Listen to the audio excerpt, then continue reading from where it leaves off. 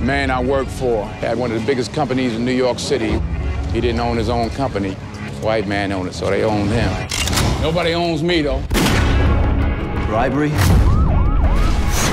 extortion, Integrity, hard work. murder, racketeering. Want what you got, Uncle Frank? Frank Lucas don't run from nobody. This is America. Halo semuanya, selamat datang kembali di channel Anfaedah. Dimana lagi kalau bukan Emerek Film. Nah, kali ini gue akan menceritakan kembali sebuah kisah nyata tentang kartel narkoba kulit hitam pertama. Kartel narkoba ini berhasil dihancurkan oleh seorang polisi bersih. Tanda kutip loh ya, bukan bersih badannya. Dalam film ini ada dua peran utama. Pertama, itu seorang kartel narkoba yang melejit ketika Amerika sedang berperang melawan Vietnam. Dan satu lagi, seorang polisi bersih yang dijauhi oleh teman-teman korupnya. Bagaimana kisah ini bisa terjadi? Langsung aja masuk kamar karena ceritanya akan segera gua mulai. This is America.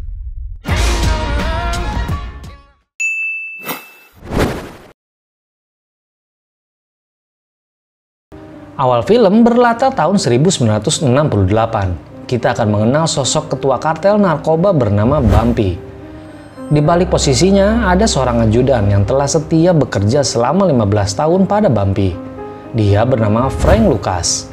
Suatu hari, Bumpy mengeluh soal jalur distribusi barang Cina yang merusak pasar Amerika. Dan kata-kata itu adalah kata terakhirnya sebelum dinyatakan meninggal dunia karena serangan jantung. Kematiannya mengejutkan banyak pihak.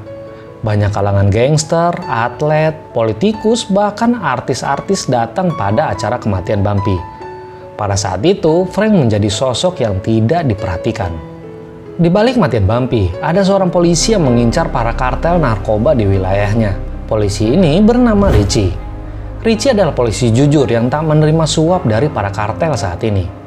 Dia tak punya banyak teman dalam kepolisian karena sifat jujurnya. Suatu hari, dia sedang mengincar seorang bandar. Bandar tersebut lalu parkir mobilnya di sebuah tempat. Richie lalu menunggu siapa yang akan mengambil mobilnya. Namun setelah menunggu lama, mobil tersebut tidak ada yang mengambil. Bersama partnernya yang bernama Jay, Richie memutuskan untuk pergi ke mobil tersebut.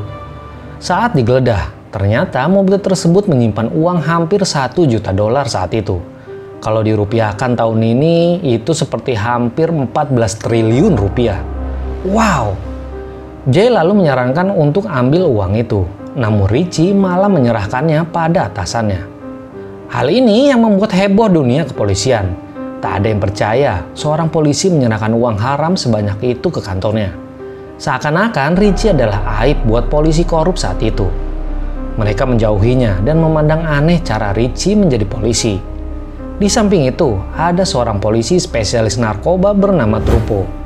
Dia adalah polisi licik yang suka mengambil narkoba sitaan negara. Narkoba itu dia turunkan kadarnya dan dia jual kembali pada bandar lainnya. Balik lagi pada Frank. Nah, karena telah bekerja cukup lama dengan Bumpy, Frank tahu cara menjadi seorang bandar. Frank ini bekerja sendiri untuk dirinya dengan menjual narkoba hasil olahan Trupo. Suatu hari, Frank diperas oleh Johnson untuk memberikan komisi menjual narkoba di daerahnya. Padahal daerahnya itu dahulu adalah kekuasaan Bumpy.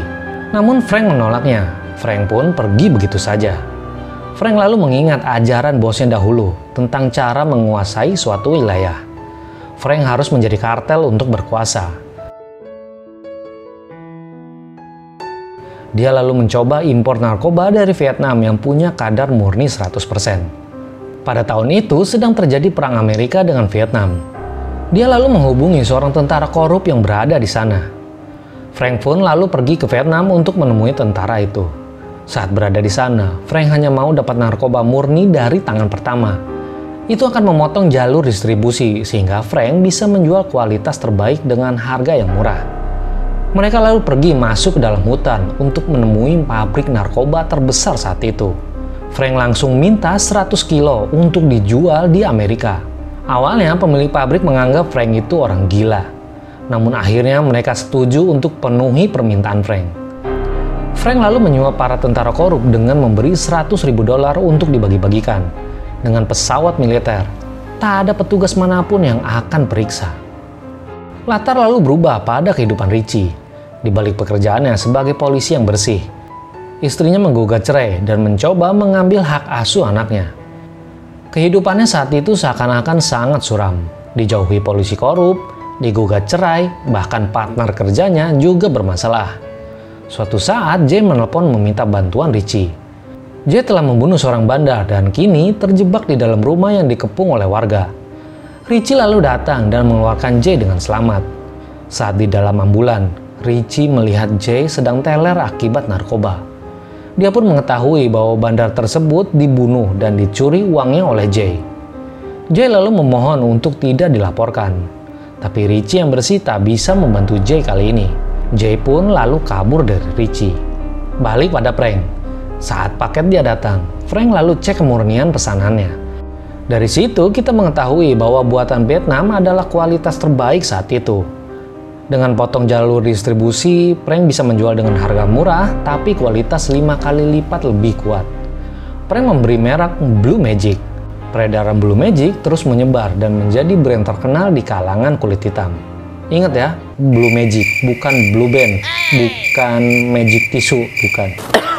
Lo kenapa sih batuk-batuk? Biar dipanggil Pak Haji. Suatu saat, Richie diberi kabar jika Jay meninggal overdosis karena menggunakan Blue Magic. Richie akhirnya mencari tahu siapa bandarnya. Karena sifat bersih dari suap, Richie dipercaya membangun kantornya sendiri untuk melawan peredaran narkoba oleh pemerintah. Kini dia terlepas dari kantor polisi yang korup. Richie lalu membangun kantor dan tim barunya. Balik pada Frank. Berkat kemurnian Blue Magic, kini Frank menjadi kartel yang besar. Dia pun mengajak keluarganya pergi ke New York, tinggal bersama dirinya. Frank lalu mengajak adik-adiknya untuk bergabung dengannya sebagai distributor di beberapa daerah. Saat sedang meeting bersama adiknya, Frank melihat Johnson yang sedang menagih jatah preman pada pedagang. Frank lalu datang dan menagih uang dari narkoba yang dia berikan. Namun Johnson malah menertawakannya. Frank lalu menembaknya di depan umum. Sejak saat itu, Frank berhasil menguasai wilayahnya. Saat meeting pertama, Richie menjadikan Blue Magic adalah target besarnya karena telah membunuh patronnya. Richie tak ingin timnya menangkap bandar kecil. Richie ingin menangkap kartel raksasa. Namun dia tak tahu siapa orang di balik Blue Magic. Maka Richie mulai investigasi Blue Magic dari pengedar kecil. Di balik Richie yang merintis informasi Blue Magic, Frank yang menjadi sangat kaya raya membuka bar baru miliknya. Bar itu dipenuhi oleh artis, tokoh politik, dan oknum korup lainnya. Malam itu dia menegur adiknya yang berpenampilan mencolok. Bagi Frank, penampilan mencolok sangat berbahaya. Frank malam itu melihat wanita cantik pemenang kontes kecantikan bernama Eva. Sejak perkenalan itu, mereka terus bersama. Dari hasil investigasi, Richie menemukan jalur distributor Blue Magic yang membawanya pada tempat cuci mobil. Richie lalu menyadap telepon mereka dan mendengar transaksi yang mencurigakan. Richie lalu mencoba memesan Blue Magic dari sana. Richie berharap mendapatkan jalur distribusinya. Setelah pesan, Richie menunggu kemana uangnya akan dibawa pergi. Saat uang itu bergerak, Richie lalu mengikutinya. Saat Richie memantau, ternyata ada Trupo yang merebut uang itu. Richie lalu meminta kembali uang tersebut pada Trupo. Trupo memberikannya kali ini dan mengancam Richie untuk tak kembali di wilayah Trupo. Richie lalu pergi ke tempat teman lamanya. Dia pun bertanya soal Blue Magic. Namun temannya mengaku tak mengetahuinya. Yang dia ketahui hanyalah Blue Magic merusak harga pasar saat ini. Frank terus order narkoba dari Vietnam dengan bantuan tentara korup. Dia lalu menyebarkan narkoba tersebut pada adik-adiknya. Bisnis Frank terus meningkat secara drastis dan menjadi kartel terbesar saat ini. Frank lalu diundang oleh kartel lainnya bernama Dominic. Saat itu, Dominic merasa harga diri Frank telah merusak harga pasar dan membuat kartel lainnya kesulitan. Namun Frank berpikir bahwa harga darinya adalah harga yang wajar. Dominic lalu bilang bahwa dia bisa menjual Blue Magic lebih luas lagi. Dengan jaringan yang lebih luas, Dominic bisa memberikan keuntungan dan keamanan. Dan akhirnya Frank setuju dengan Dominic. Itu akan mempermudah penjualannya menjadi lebih besar. Suatu hari ada pertandingan tinju besar malam itu. Richie melihat ada peluang untuk mengetahui orang-orang di balik industri narkoba. Di sisi lain, Frank juga akan hadir di pertandingan tinju tersebut. Eva memberikan sebuah mantel yang mewah untuk dipakai pada pertandingan nanti. Frank lupa pada prinsipnya untuk tidak tampil mencolok di depan umum. Richie sebenarnya melihat Frank, namun dia tak mengetahui bahwa Frank adalah bandar Blue Magic. Namun ada hal yang menarik perhatian Richie pada Frank. Frank terlihat bersalaman dengan Dominic. Frank tahu siapa itu Dominic. Namun dia akan mencari tahu siapa yang bersalaman dengan Dominic. Trupo yang hadir di sana juga heran siapa yang bersalaman dengan Dominic saat itu. Dari sanalah Frank mulai diincar oleh Richie dan Trupo. Pada suatu hari, Frank menikah resmi dengan Eva. Trupo datang memperhatikan. Saat mobil Frank bergerak, Trupo meminta jatah uang untuk dirinya. Trupo berpikir Frank akan takut pada jabatan Trupo yang biasa menangani kasus narkoba.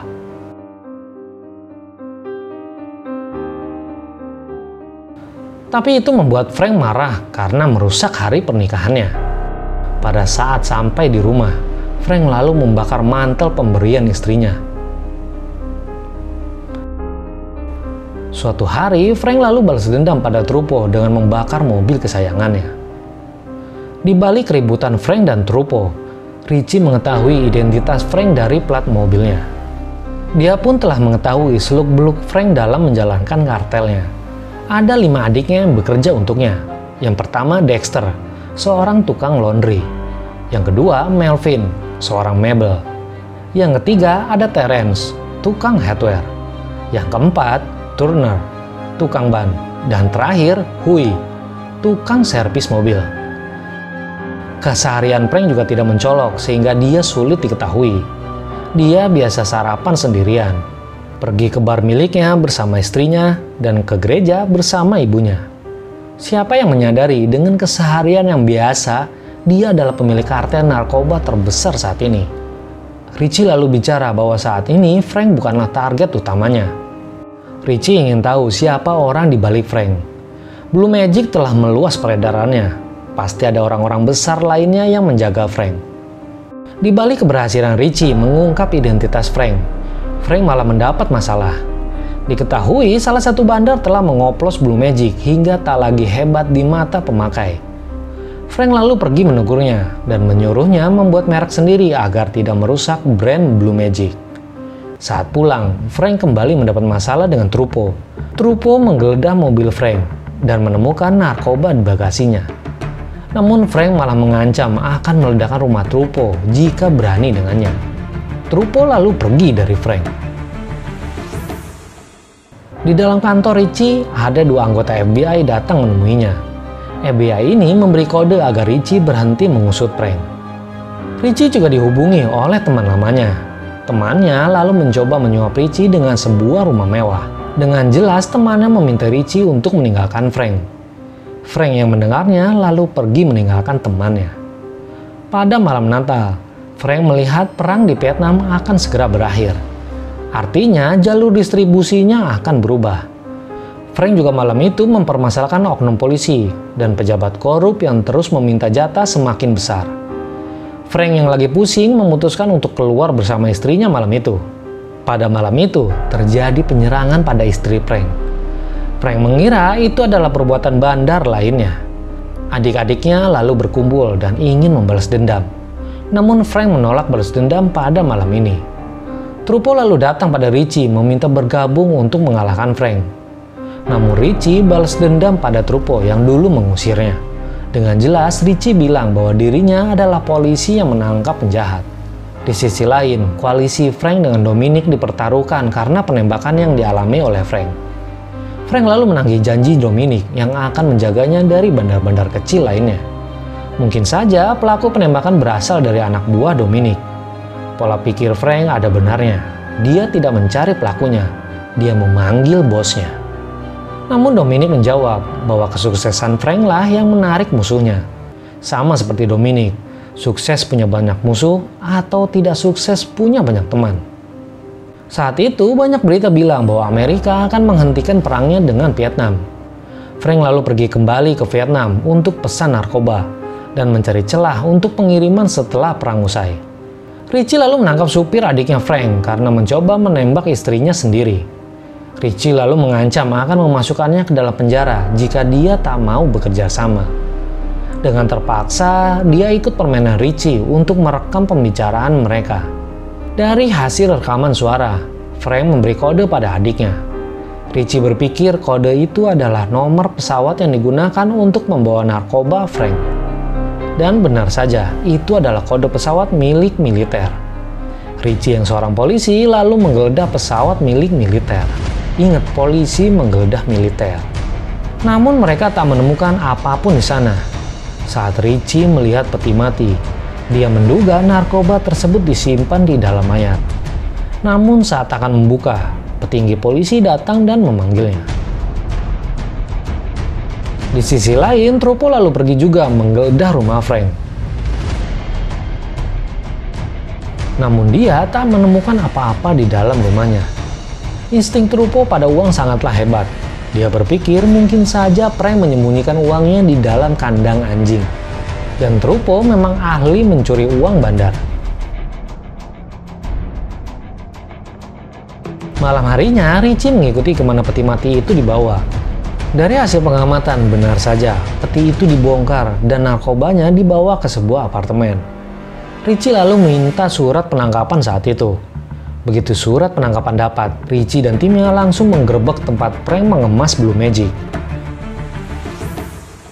Dan inilah akhir masa kejayaan Frank sebagai seorang kartel kulit hitam pertama. Dan semua adik-adiknya juga ditangkap.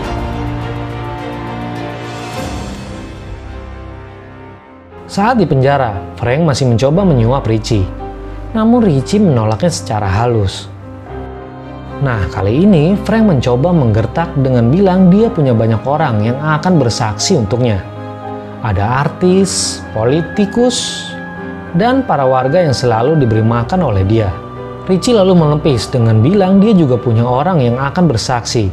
Orang-orang yang kehilangan anggota keluarganya karena Blue Magic. Orang-orang yang kehilangan pekerjaannya. Dan orang-orang yang kalah dalam bisnisnya. Nah, Frank kembali mengancam dengan bilang akan menyuruh orang untuk membunuh Richie. Richie kembali menjawab dengan bilang bahwa selamat bergabung dengan orang-orang yang membencimu di dalam penjara. Sebenarnya Richie tak punya dendam pada Frank.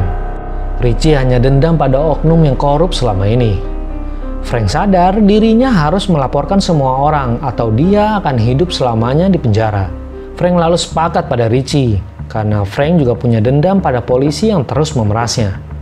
Singkatnya, Frank membocorkan semua polisi yang terlibat dengannya, dari yang kecil hingga petinggi kepolisian. Ini menjadi berita besar saat itu. Hampir 3/4 kepolisian bagian narkotika ditangkap saat itu. Ingat, 3/4 kepolisian bagian narkotika ditangkap. Amazing kan? Trupo yang tahu dirinya akan diciduk memutuskan mati bunuh diri di depan rumah mewahnya.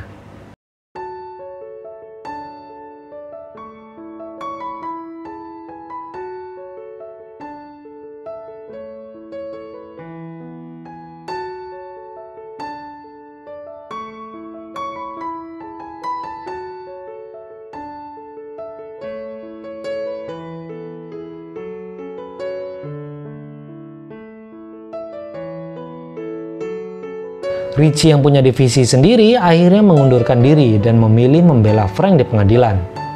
Frank akhirnya dihukum hanya 15 tahun penjara. Dan setelah bebas, mereka kini berteman. Nah, itu dia guys cerita gua kali ini. Dan gua ucapkan terima kasih telah menonton.